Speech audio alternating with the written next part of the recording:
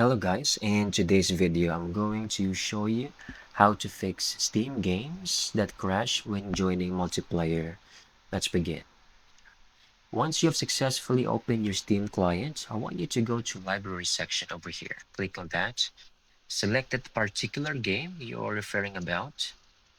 Right click, properties, installed files.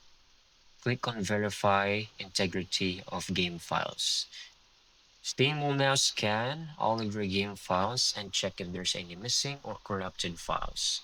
Once done, it will report in here that it will automatically reacquire those files for you. Then you can check in here on how long it might take. It will show in here like how much has been downloaded so far for the missing files.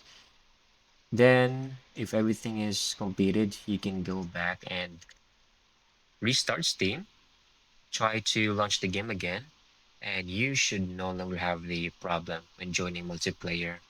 And that's it. I hope you found this video very helpful.